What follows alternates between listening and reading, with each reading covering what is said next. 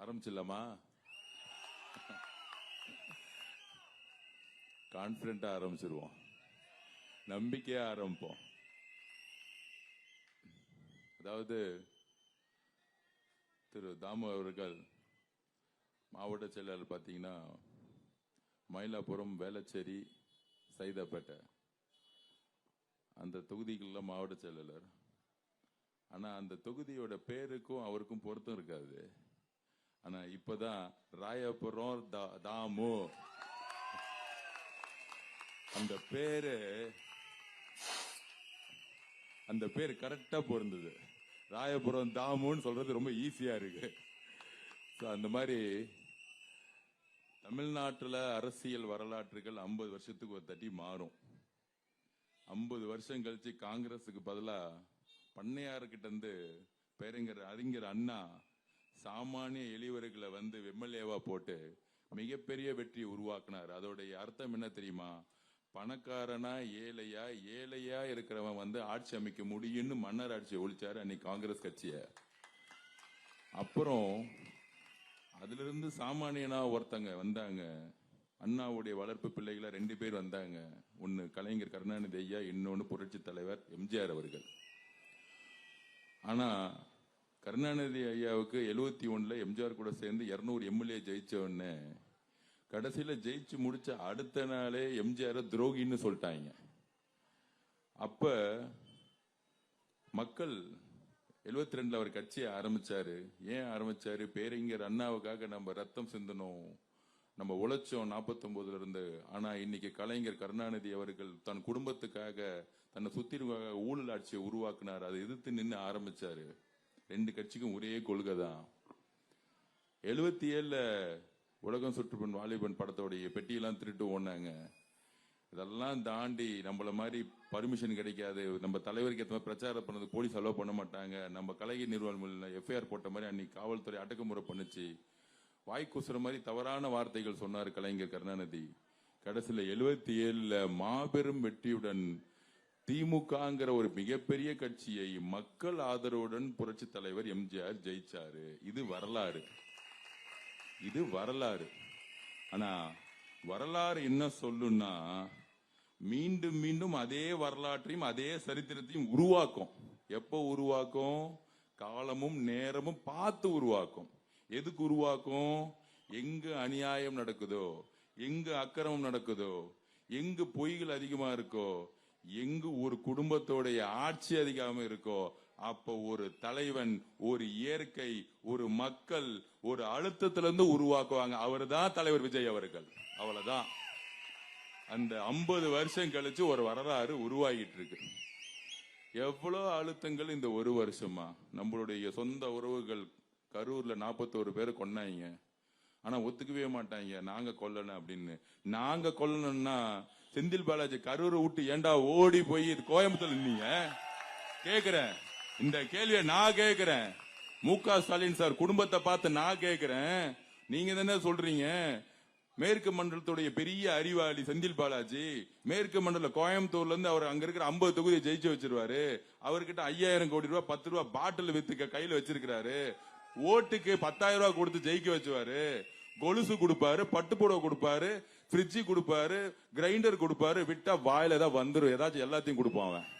என்ன திமுக காரன் பெரியார் சொன்னதை சொல்ல வேணாம்னு நினைக்கிறேன் நானு. என்ன அப்ப எல்லாம் கொடுக்கிறவன் சொந்த மண்ணை விட்டு கரூர்ல நின்னு தைரியம் இருந்தா ஜெயிக்க வேண்டியதானே? திமுக காரன் ஜெயிக்கிறவன்னா இந்த டிவில உட்காந்துகிட்டு 200 பேர் உட்காந்து பேசிட்டு இருப்பாங்களே, திமுக ஒரு பெரிய பச்சி, 75 வருஷம் கழிச்சு பூத்துல எவ்வளவு பெரிய ஆளுங்க இருக்கு தெரியுமா, கவுன்சிலர் இருக்காங்க தெரியுமா, எம்எல்ஏ இருக்காங்க தெரியுமா, மினிஸ்டர் இருக்காங்க தெரியுமா, எல்லாம் இருக்கிறாங்க. எதுக்கு இருக்கிறாங்க? ஒரு அனுபவம் எதுக்கு யூஸ் ஆகணும்? இப்ப சொல்றமே, ராயபுரத்துல மெட்ரோ கனெக்ஷனே இல்ல, கழிவு நீர் கண்ணீர் எங்க பார்த்தாலும் இருக்கு, 60-70% குடிசைகளா இருக்கு, ஸ்லம்ஸா இருக்கு. இதெல்லாம் அனுபவம் வாய்ந்தவர்கள் என்ன செய்யணும்? சரி செஞ்சிருக்கணும். 100க்கு 100 நாங்க தண்ணி கொடுத்துட்டோம், கார்பரேஷன் வாட்டர் கொடுத்துட்டோம், மெட்ரோ வாட்டர் கொடுத்துட்டோம், ரோடு அழகா நடந்து போலாம், குடிசையே கிடையாது. பாருங்க, பெண்கள் வந்து 12 மணிக்கு ஜாலியா நடந்து போலாம், கஞ்சாவே கிடையாது ராயபுரத்துல. இப்படி ராயபுரம் இருந்துச்சுன்னா திமுக காரனுக்கு அனுபவம் இருக்குன்னு சொல்லலாம். திமுகவோட அனுபவம் என்ன? எல்லாத்திலையும் கமிஷன் வைக்கிறது, கலெக்ஷன் பண்றது, ரோடு போர்ல இருந்து கக்கூஸ்ல கூட ஊழல் பண்றாங்க திமுக. நாத்தம் பிடிச்ச பசங்க கக்கூஸ்ல கூட ஊழல் பண்றாங்க. டைம்ஸ் ஆஃப் இந்தியால ஒரு ஆர்டிகல் வந்திருக்கு, கக்கூஸ் கட்டதுல 1100 கோடி ரூபாய் ஊழலாம். கக்கூஸ் கட்டாமலே கக்கூஸ் கட்டிருக்கான்னு பொய்யா கார்பரேஷன் கணக்கு எழுதியிருக்காங்க. யார் எழுதுனது? டைம்ஸ் ஆஃப் இந்தியா சொல்றாங்க. பெரிய ஆர்டிகல் வந்திருக்கு. சோ கக்கூஸ்ல கூட காசு அடிக்கக்கூடிய கவுன்சிலர், எம்எல்ஏ, மினிஸ்டர் என்ன செய்ய போறாங்க மக்களுக்கு? ஒண்ணுமே செய்ய போறது இல்ல. அப்ப இந்த அனுபவம் எதுக்கு? மக்களுடைய பணத்தை ஊழல் பண்றதுக்கும், அந்த ஊழல் பணத்தை எடுத்துட்டு உங்ககிட்ட 3000 ரூபாய் கொடுக்கறதுக்கும், 3000 ரூபாய் கொடுத்து ரவுடித்தனம் பண்றதுக்கும் மட்டும்தான் திமுகவுடைய அனுபவ அரசியல் இருக்கு. ஆனா நம்ம கிட்ட என்ன இருக்கு? நம்ம கிட்ட நல்ல உள்ளம் இருக்கு, நேர்மை இருக்கு, தைரியம் இருக்கு. திமுக காரணம் எதுக்குன்னா தைரியம் இருக்குன்னு சொல்லுவாங்க. தம்பிங்களா, நீங்க 26 கட்சி கூட்டணி உருவாக்கி இருக்கீங்க. நாங்க திமுகவை மட்டும் எதுக்கல, 26 கட்சி கூட்டணி எடுத்து நின்றுட்டு இருக்கோம். 26 கட்சி மட்டும் இல்ல, அதிமுக, பிஜேபி ஒரு கூட்டணி 10 கட்சி, அப்புறம் இன்னொரு என்ன தனியா திட்டிட்டு இருப்பார் நம்மள.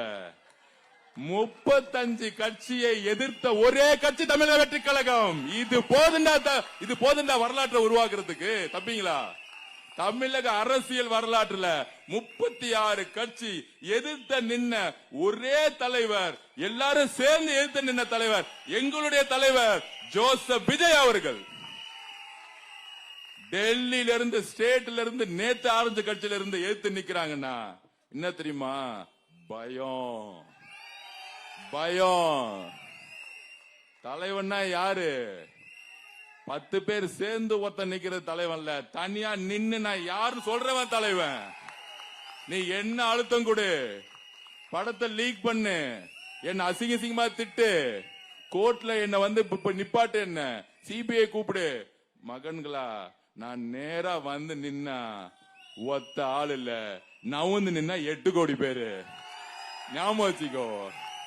காமிச்சிட்டார்ல, இத்தனை நாள் பர்மிஷன் கொடுக்காம உன் சிட்டி கமிஷனர் மிஸ்டர் அருணை போட்டுக்கிட்டு டிராமா பண்ணிட்டு இருந்த, உன் டிஜிபியை போட்டு வச்சிருந்த, உன் சீஃப் கமிஷனர் வச்சிருந்த. எங்க அக்கா வந்தாங்க மேடம், அர்ச்சனா பட்நாயக் மேடம் வந்தாங்க. 50 வருஷம் ஸ்டாலின் சாருக்கு அனுபவமா. ஆனா நம்ம தலைவருக்கு பர்மிஷன் கேட்டா 45 நாள் ஆக்குவாங்க. ஆனா அர்ச்சனா பட்நாயக் மேடம் வந்தாங்க, பொறுப்பெடுத்தாங்க தேர்தல் கமிஷன்ல, நேர்மையான அதிகாரி. 48 மணி நேரத்துல பர்மிஷன் கிடைச்சு நம்ம தலைவர் எல்லா ஊருக்கு போயிட்டு இருக்காரு. இப்ப தெரியுதா ஸ்டாலின் சாருடைய சூழ்ச்சி என்னன்னு? நம்ம தலைவரை பத்தி பேச மாட்டாராம், கட்சியை பத்தி பேச மாட்டாராம். ஆனா காவல்துறை, ஒட்டுமொத்த அரசு நிர்வாகமும் எதிர்த்து நின்ன ஒரே தலைவர் எங்களுடைய விஜய் அவர்கள் இந்த 10 மாசமா. ஆனா இபிஎஸ் ஐயா பழனிசாமிக்கு எந்த பிரச்சனையும் கண்டுகிட்டவே இல்லை. அவர் பாட்டுக்கு அப்படியே ஜாலியா டூர்ல பஸ்ல போய்கிட்டே இருப்பாரு, எந்த அழுத்தமும் கிடையாது. 2 பேரும் செட்டிங் பண்ணிட்டாங்க. யாரு? ஸ்டாலின் சார் குடும்பமும் இபிஎஸ் சார் குடும்பமும் செட்டிங் பண்ணிட்டாங்க. அவருக்கு நிறைய பேர் கேட்பாங்க, அவர் ஏங்க ஏத்து நிக்கவே மாட்டேங்கிறீங்க, அது ஏங்க பிஜேபி ஏத்து நிக்கவே மாட்டேங்கிறீங்களே? தம்பிங்களா, கிரிக்கெட் மேட்ச் பார்க்கும்போது ஃபைனல்ஸ் வந்துருச்சு. இந்தியா ஆஸ்திரேலியா மேட்ச நம்ம விளையாடுறத பாப்போமா? செமி ஃபைனல்ல தோத்தவங்களோட போய் உட்காந்து பழைய மேட்ச பார்த்துட்டு இருப்போமா? எதுக்குப்பா அவங்கள பத்தி பேசணும்? களத்திலே இல்லாதவங்க அதிமுக இருக்கக்கூடிய இபிஎஸ் ஆதரவாளர்கள். உண்மையான அதிமுக புரட்சி தலைவர் எம்ஜிஆர் ஆரம்பிக்கும் பொழுது எந்த உணர்வோடு ஆரம்பிச்சாரு? இந்த திமுக தீய சக்தியை தூக்கி எறின்னு ஆரம்பிச்சாரு. அதுக்கப்புறம் புரட்சி தலைவர் அம்மா அவர்கள் கடுமையா எடுத்து நின்னாங்க. லேடியா மோதியான்னு இந்தியாவிலேயே ஃபர்ஸ்ட் மோதியை ஜெயிச்சது புரட்சி தலைவர் அம்மா. ஆனா அந்த அம்மாக்கு அப்புறம் செத்து போன பிறகு டெல்லியில இருந்து கால் வந்தா ஃபர்ஸ்ட் பிளைட் டிக்கெட் போடுறாரு, போட்டு ஓடுறவரு பொதுச் செயலாளர் அதிமுக. அம்மா அப்படி ஓடி பாத்திருக்கீங்களா? சிங்க மாதிரி நிப்பாங்க போயஸ் கார்டன்ல, சிங்க மாதிரி. அப்படி இருந்த தமிழ்நாடு இவங்க 2 பேர் இவங்க பராசக்தி படத்தை ரிலீஸ் பண்ணிக்குவாங்களா, ஆனா பிஜேபி எத்து நிக்கிறாங்களாம். என்ன எத்து நின்னுட்டு அந்த படத்துல இருக்க ஹீரோ ஹீரோயின் பாடகர்கள் எல்லாம் போய் அமைச்சர் முருகன் ஐயா பொங்கல் விழால பொங்கல் வைப்பாங்களாம். எங்களுக்கே பொங்கலா? ஏய், எத்தனை பேருக்கு பொங்கல் வச்சு நாங்க வந்திருக்கோம், எங்களுக்கே வா. தம்பிங்களா, மே 4ஆம் தேதி பொங்கல் வைப்பாங்க, ஒட்டுமொத்த பெண்களும் பொங்கல் வைப்பாங்க உங்களுக்கு. என்ன மே 4ஆம் தேதி ஒட்டுமொத்த பெண்களும் பொங்கல் வைப்பாங்க. அது என்ன, ஒரு மாசத்துக்கு முன்னாடி 26 கட்சி கூட்டணியை ஸ்டாலின் உருவாக்கிட்டாரு, அவங்க எல்லாம் ஜெயிச்சிட முடியுமா தமிழ் வெற்றி கழகம்? இப்ப என்னத்துமா சொல்றாங்க? அதெல்லாம் பயங்கரமா திருநெல்வேலி தூத்துக்குடி பார்த்தா 10 லட்சம் பேர் வந்துட்டாங்க, காரைக்குடி போக முடியல, நேத்து திருப்பூர்ல பக்கத்துல போயிட்டு வரக்கூட முடியல ஸ்பாட்டுக்கு, எங்க லட்சக்கணக்கான மக்கள் இருக்காங்க, ஒத்துக்கிறோம். இப்ப புரியவே இல்ல, யாரு ஜெயிப்பாங்கன்னே தெரியல, பேச ஆரம்பிச்சிட்டாங்க. இப்ப அது டெல்லியில இருக்க மீடியா அதுல பேசுறாங்க, நம்மளுடைய தலைவர் கிங் ஆவாரா கிங் மேக்கர் ஆவாரா? போன மாசம் வரைக்கும் 5% 10% பேசிட்டு இருந்தாங்க, 5 நாளுக்கு முன்னாடி கிங் ஆவாரா கிங் மேக்கர் ஆவார்னு என்கிட்ட பேட்டியே கேட்டாங்க இந்தியா டுடே இங்கிலீஷ் மீடியால இருந்து. நான் சொன்னேன், அவர் leader is not a king or king maker, அவர் leader is a common man, சாமானிய மனிதர்களுடைய தலைவர். இந்த கிங் மேக்கர்ல ஸ்டாலின் குடும்பத்தோட முடிஞ்சு போச்சு. 2026 புரட்சி தலைவர் எம்ஜிஆர் அவர்கள் நினைச்ச கனவை, புரட்சி தலைவி கடைசி வரைக்கும் போராடின இந்த குடும்பத்தை ஒரு வரலாறு இருக்கும். எப்படி லெனின் ஜார் பரம்பரையை தூக்குன மாதிரி எங்களுடைய தலைவர் விஜய் அவர்கள் இந்த ஸ்டாலின் சார் குடும்பத்தை அரசியலிருந்து தூக்கி போட்டார் 26 வரலாறு பேசும். அப்ப எந்த மாதிரி வேட்பாளர்களை தலைவர் உருவாக்குனார், அதுதான் பெரிய விஷயம். எந்த மாதிரி வேட்பாளர்கள்? ராயபுரத்துக்கு யார் வேண்டும்? என்னப்பா ஏதாவது பாட்டில் கிட்ட திருப்பி அடிச்சாங்களா? ஏற்கனவே வெள்ளிவாக்கத்தில் அடிச்சாங்க, இந்த மேல கீழே போலீஸ் போட்டு வச்சிருக்கீங்களா இல்லையா? கமிஷனர் மாறிட்டாருப்பா, காவல்துறை அதிகாரிகளே பழைய கமிஷனர் மாறிட்டாரு. அது நாங்க கோரிக்கை வச்ச பிறகுதான் மாத்தினாங்க. என்னது? ஓகே கொஞ்சம் ஒயிட் ஷாப்லாம் மூடிருங்கப்பா. வெள்ளி வாக்கத்தை பாட்டில் அடிச்சு அக்காக்கு அடிபட்ட பிறகு போலீஸ் எஃப்ஐஆர் எழுதுனாங்க பாருங்க. அவங்க 2 பேரும் பாட்டில வச்சு கிரிக்கெட் விளையாண்டுட்டு இருந்தாங்களா, பாட்டில் தெரியாம போட்டுருச்சான். கொஞ்சம் ஒயின் ஷாப் பக்கம் கொஞ்சம் கிரிக்கெட்லாம் விளையாடாதீங்கப்பா, அக்கா எல்லாம் பாவம், கொஞ்சம் வெயிட் பண்ணுங்க, அப்புறம் பெரிய பிரச்சனை ஆயிடும், ராயபுரம் முடங்கும், பாத்துக்கோங்க, வேண்டாம். என்ன ஒரு 10 நிமிஷம் பேச விட்டீங்கன்னா நான் பாட்டுக்கு பேசிட்டு அடுத்த வேலைக்கு போயிடுவேன். அது என்னமோ தெரியல, நான் வரும்பொழுதே எல்லாம் அட்டென்ஷன் நிக்கிறாங்க திமுக காரங்க எல்லாம். நான் உண்மையை தானே பேசுறேன். சோ இந்த திமுக குடும்பம் எந்த அளவிற்கு ஏன் எதிர்த்து நிக்கணும் அப்படின்னா, எப்படி எம்ஜிஆருக்கு கருணாநிதி ஐயா பத்தி தெரியுமோ அது வச்சுனாக்க ஸ்டாலின் குடும்பத்தை பத்தி நல்லா தெரியும்.